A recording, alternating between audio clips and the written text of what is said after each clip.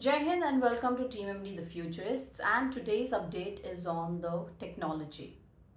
On April 22nd, 2025, a quiet meadow in Kashmir turned into a war zone, also known as Mini Switzerland, for its stunning beauty, saw one of the worst terrorist attacks in recent years.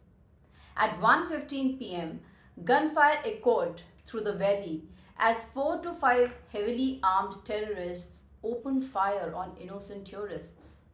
26 people died, including a naval officer on his honeymoon and a local pony handler who tried to protect the terrorists.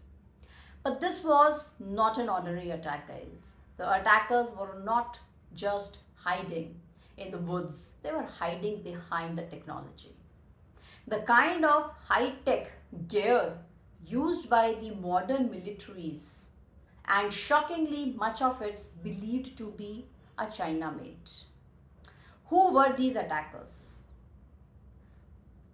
Now, according to many investigators, analysts, including me, we believe that attackers were linked to Lashkar-e-Taiba, LET, and its shadow group, the Resistance Front, TRF, both known to have backing from Pakistan's ISI, Inter-Services Intelligence.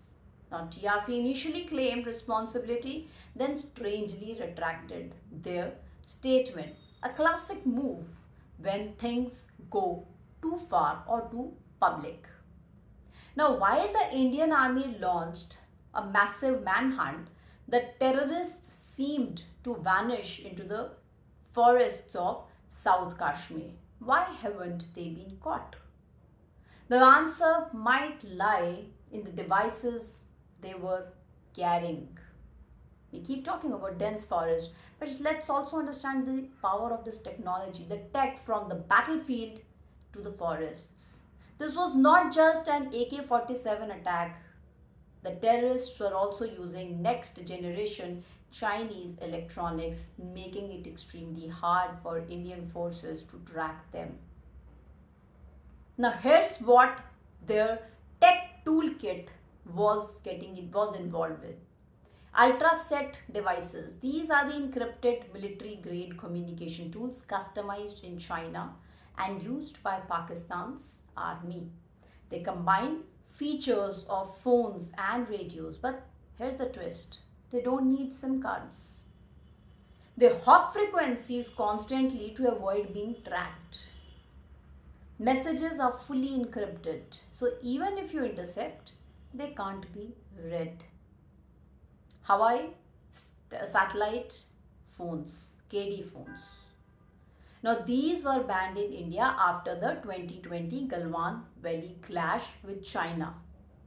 Yet, one such phone, possibly from the Hawaii N60 series, was active during this Pahalgam attack.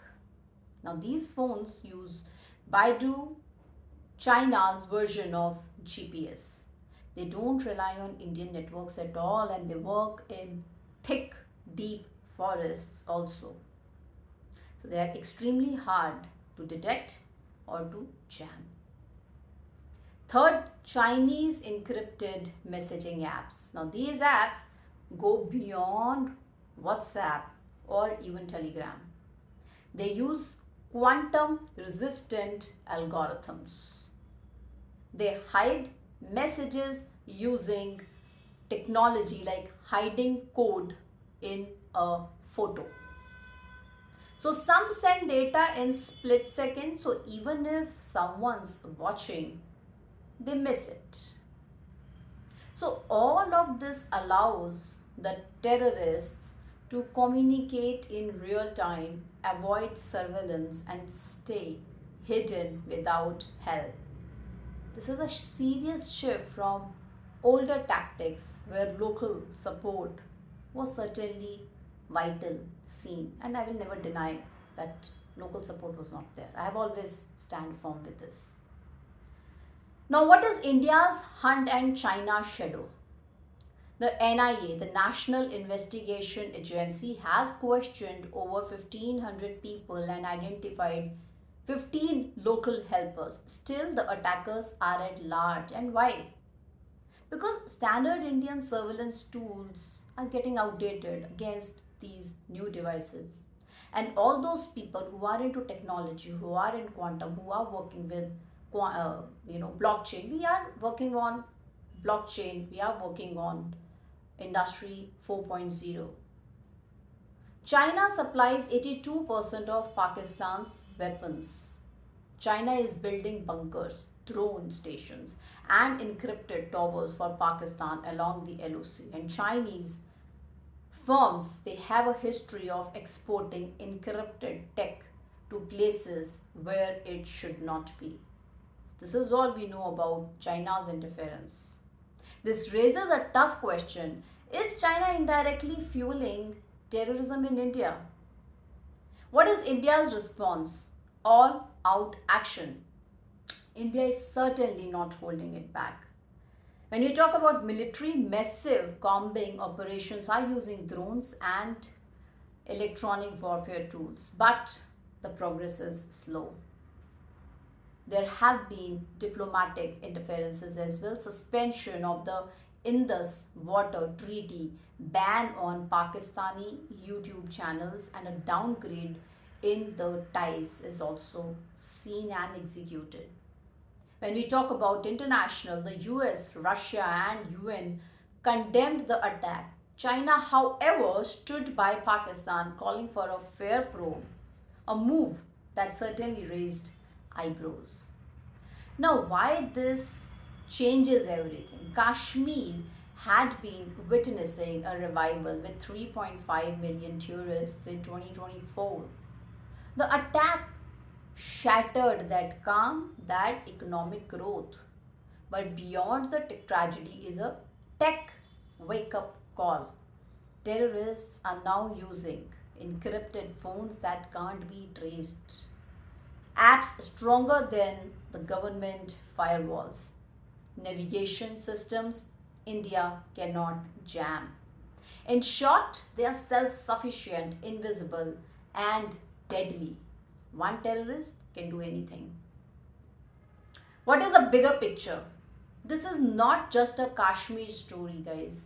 It's about how technology is now rewriting the terrorism and how geopolitical rivalries are bleeding into these proxy wars. We have to change the narrative, we have to change the mindset, we have to change our thinking.